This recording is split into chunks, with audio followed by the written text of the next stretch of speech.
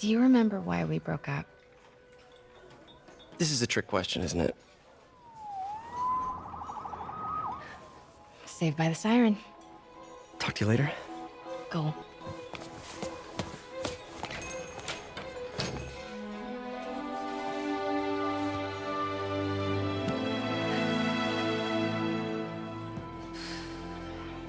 Love seeing you two together again.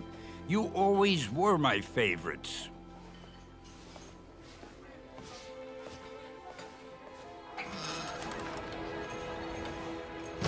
As many of us know by now, the PlayStation 5 will launch next month, on November 12th to be exact. Perhaps slightly less of us know that in tandem with the launch of Sony's newest console, we'll also see a remastered version of 2018's Spider-Man game released with the highly anticipated Miles Morales game. Up until recently, the vast majority of the discourse surrounding this release was the Miles Morales game itself. It's going to put us in the shoes of Miles Morales, with a very different moveset and totally unique story all of its own, so it makes sense that it would generate a lot of buzz. The base Spider-Man game we'll be getting on PS5 is not the exact same version as the one on PS4, as most PlayStation gamers have learned to expect from Sony's first-party studios.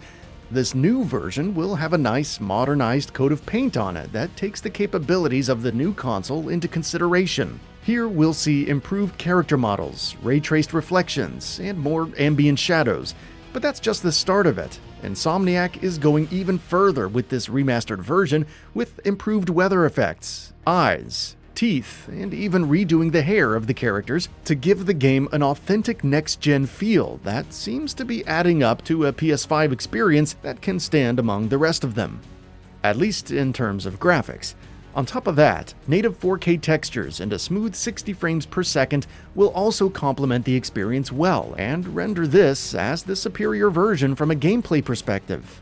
All that said, with a remaster as thorough as this one intends to be, it appears that Insomniac, in order to update the Peter Parker model as they wanted, and I hope you're sitting down, ended up recasting Parker with a different actor altogether. Now you may begin the 6 stages of grief. Obviously, this sort of change did generate a fair amount of backlash. Changing video game characters' looks is one thing, but changing a video game character who's based on a comic book character? Now you've really done it, Insomniac. But joking aside, the backlash, despite being largely predictable and overblown, did come with its share of legitimate questions and concerns. For starters, why? We've seen great games get remastered plenty of times before, many of which are games with character models that are far older than 2018's Spider-Man, yet their likeness remained mostly, if not entirely, intact. So why did Peter Parker need such an overhaul when his original face, by all accounts, was pretty much a bullseye for the character? Was this actor chosen simply because he looks more like Tom Holland? And what does this mean for the future of Spider-Man games? What does it mean for the future of remasters? Should gamers just get used to the idea of not getting attached to any character's face going forward, if they can just be switched out at the drop of a hat like this? All questions worth asking. I mean, imagine if Nathan Drake's face was suddenly completely different in the next Uncharted. What if Master Chief's suit was randomly changed to purple for Halo Infinite? That would actually be kind of cool, but the point is, people get attached to things, especially long-established characters with lots of lore and legacy behind them.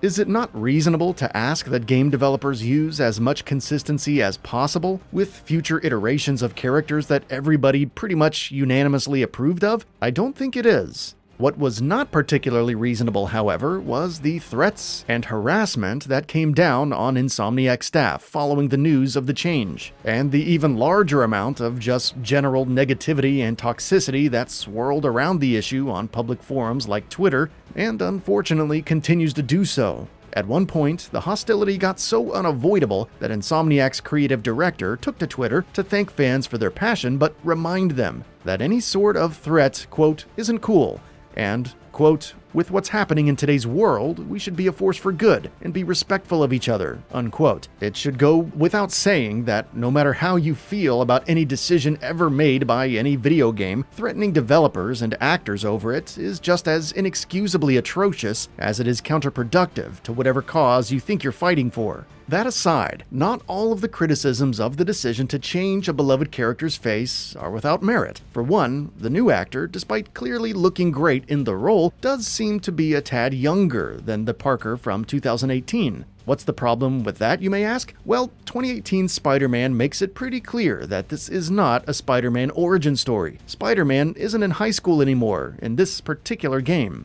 He's 23 and has been doing the Spidey thing for at least a few years now. This is part of why John Bubniak was so perfect for it. He wasn't old-looking by any means, but he did have some subtle features of a grown man in his early or mid-20s that teenagers and even some early 20-somethings don't tend to have as much of. Subtle lines around his eyes, nose, mouth, and forehead gave 2018's Peter Parker a bit more gravity to him than the new, more youthful face seems to reflect. Of course, not every 23-year-old has to look like this. Some people are just more youthful in their appearance no matter what they do. But for the sake of fitting general expectations of what Peter Parker's face should look like at this point in his life, I do think it's fair to say that the original actor perhaps makes the most sense at, well, face value. So that basically leaves us with the question of why. A reasonable question to ask that Insomniac has shed little light on. At several junctions, Insomniac has generally just given vague reasons for the change, mostly centered around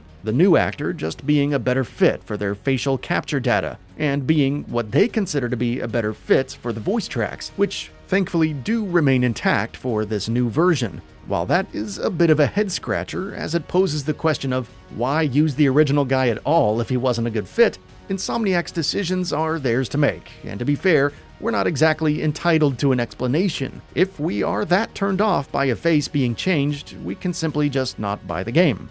Vote with our wallets and such. That said, it is hard to ignore the resemblance to the MCU's casting decision for Spider-Man with Tom Holland. You'd be hard-pressed to convince me that this wasn't at least part of the decision to choose who they chose, despite the fact that Holland plays Spider-Man at a time in his life when the younger look makes far more sense than it does for this game. All of that said, it's hard to come down on one side of this fence completely. While some of the criticisms leveled at this decision are totally understandable and, I think, difficult to disagree with, the degree to which they are expressed and the purported severity of the decision itself is mostly overblown. At the end of the day, we're talking about a face here. Yes, it's not just an NPC, and not just any main character. This is Spider-Man, one of the most beloved characters of all time. People care about how he is portrayed, and there is absolutely nothing wrong with that. Keeping that in mind, there's also nothing wrong with acknowledging that this remaster is shaping up to be quite a nice upgrade overall. For first-time players, it'll be the ultimate way to play the game, as they have no attachment to the previous version anyway. For returning players, it'll still be an overall much appreciated fresh coat of paint on the original experience that they enjoyed in 2018. That's it for this video. If you enjoyed and would like to see more, feel free to hit that subscribe button and hit the notification bell to ensure you'll be notified when new videos go up.